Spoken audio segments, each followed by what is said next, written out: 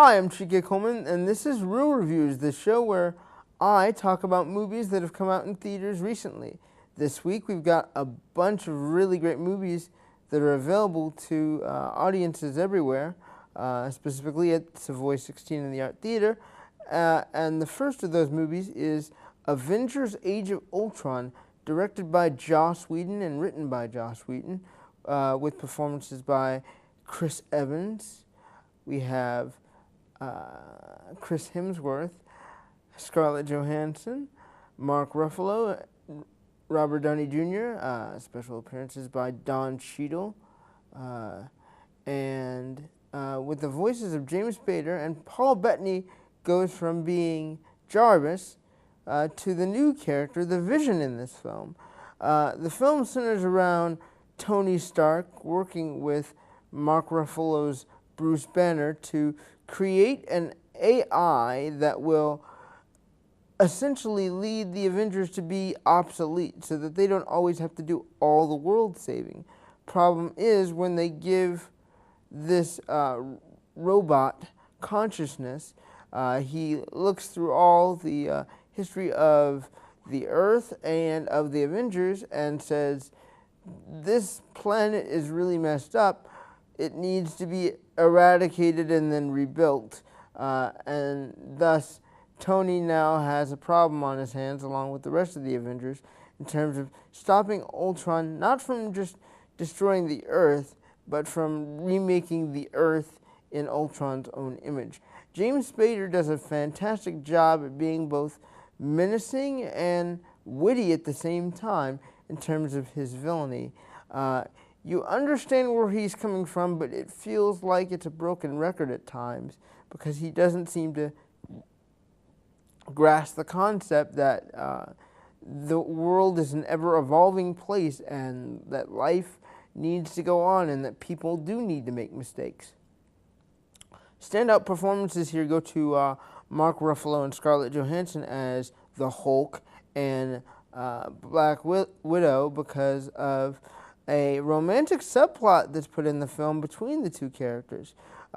This wasn't at all hinted in the first Avengers film, but it clearly has its little teasers in Age of Ultron. I feel like the characters of Black Widow and Hulk go through a little bit of growth, but the character who really gets the most spotlight is the character of Hawkeye. We learn a lot of interesting, unique details about Hawkeye's life outside of the Avengers, and he ultimately is the glue that keeps the team together, even more so than Captain America. Now, there are two new additions to the Avengers family of superheroes, and that is Quicksilver and his sister, whose superhero name I'm never going to remember because they really don't use it at all during the movie. And here's the thing about those two. They're not mutants. They're people who are genetically engineered to have powers because of a tragedy that befalls them earlier on in the film that we don't see on screen, but essentially Tony Stark is to blame, and Ultron, sensing that level of dislike for Tony Stark, feeds on their anger towards Stark and uses them as allies throughout the film. The action is well done. The story itself overall is well paced.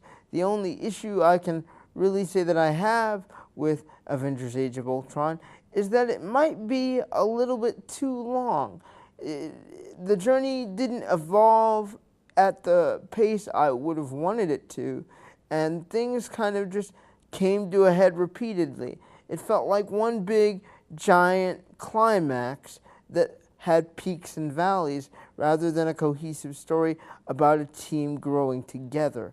I really feel that younger audience members, those between the ages of 8 and 18, will really love the Avengers Age of Ultron, but for me, the film kind of dropped in quality in terms of what the scope of the story could be from the first film. I would give it 3 stars out of 5. So the next film that I wanted to talk about today is a film that really surprised me and is also in the sci-fi vein.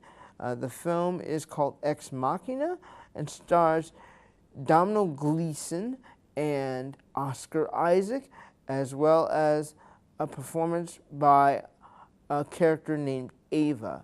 And this film centers around a guy played by Domhnall Gleeson who wins a contest to basically spend a week with the CEO of this big search engine company, and he confesses that he has created artificial intelligence. And what Oscar Isaac's CEO character really wants Domhnall Gleeson to do is essentially do what's called a Turing test on the artificial intelligence to see whether the being can trick a human being into believing that it's more than just a computer. And this Turing test takes place over 7 days. Oscar Isaac has a really strong performance in this film as the CEO, in the sense that he's eccentric, but he's also very blunt with Domhnall Gleeson's character. And you might think, oh, Domhnall Gleeson's character is a fish out of water and the person that we should be really following the story with. But no, I think it's more so the character of the AI, Ava, and Ava's relationship with both Oscar Isaac's character and Domhnall Gleeson's character. There is a great three-piece synergy between all three actors who are playing these roles. There's a lot of questions about artificial intelligence and what makes someone human, the decisions that human beings make that prove that they're human. Can you feel loved? Do you care about different little things that happen in life? Big existential questions that essentially only somebody who has experienced life can answer. And I think that's part of the charm of this film, the language that's used over and over again to basically communicate this is how a human being processes information and makes decisions about big picture defining ideas in life. The conversation between Ava and Domhnall Gleeson's character are really just unique and out of the park. You can almost do one-on-one 30-minute short films about the sessions they have. I think that the greatest strength of the direction in this film is the idea of how the direction is done in such a very enclosed location. You're only really taken to 2 locations inside this entire film, and because of the technology that's used throughout the second location and because of the way people interact with that technology, being in such a confined area for almost 108 minutes is quite pleasant, and you're just wanting to explore the environment that the director and writer of this film has created. I feel like this is one of those films that is what I like to call a bottle film. It takes place in primarily one location with characters that are interesting and unique, with ideas and twists and turns that make the characters relatable and also terrifying, in the sense that it's showing the film the worst parts of human nature and what we can become when we let ourselves succumb to the idea that something can be smarter than us. Ex Machina is full of philosophical ideas that all have unique answers to them that will have audiences really asking questions after the film. I feel like this is one of those rare science fiction films that comes along every 5 years or so that really allows us to ponder what artificial intelligence is going to do for the world in general as years progress. And I feel like this film is a watermark into the conversations audiences could be having. I give it 4 out of 5 stars, and it's playing at the Art Theater right now. The other film that's playing at the Art Theater right now that I'm particularly interested in talking about, and the final film that we're going to be discussing today, is Starship Troopers, directed by Paul Verhoeven. And I have a lot of opinions towards this film because a lot of it, to be frankly honest, is incredibly campy and is basically mocking armed forces in different ways. I feel like the character of Johnny Rico, played by Casper Van Dien, is not really a guide to what goes on in that environment created by Paul Verhoeven, but a marker of how dumbed down action films were in the mid to late 90s. I feel like there could have been many opportunities to explore, the idea of loss in the war against the bugs that occurs as the plot's main center.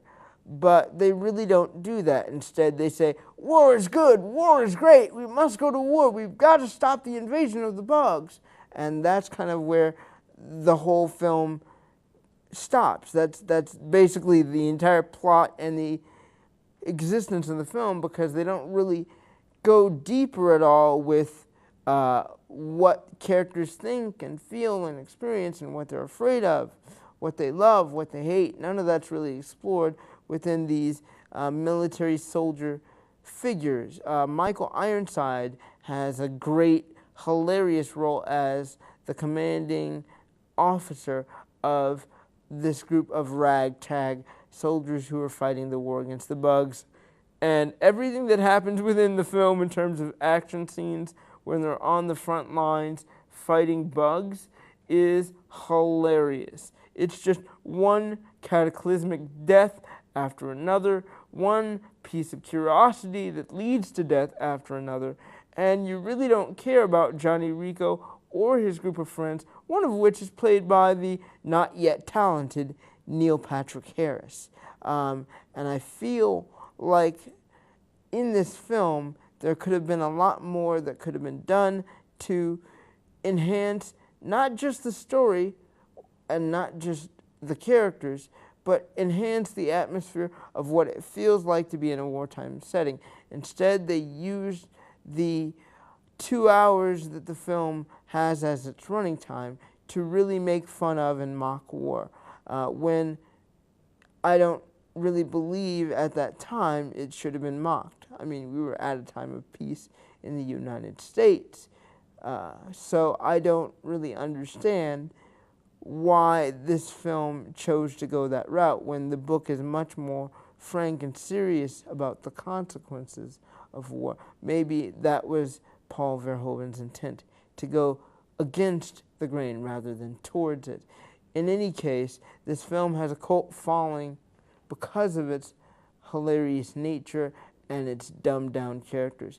It's fun if you shut off your brain, but if you're looking at it from a critical, analytical perspective, this film is a complete waste of time if you're not viewing it as an escape. I give the film, from a critical standpoint, 2 out of 5 stars, but from a fun, shut your brain off standpoint, 5 out of 5 stars. Well, that's it for me this week at Real Reviews. Next week we'll be looking at Mad Max Fury Road and maybe Pitch Perfect 2 if Chuck Koplinski is able to join us. Check out all of his reviews at theillinoistimes.com or at thenewsgazette.com. I know that he will have a review of Mad Max Fury Road up soon. Until then, I'm Chike Coleman, and we will see you next week.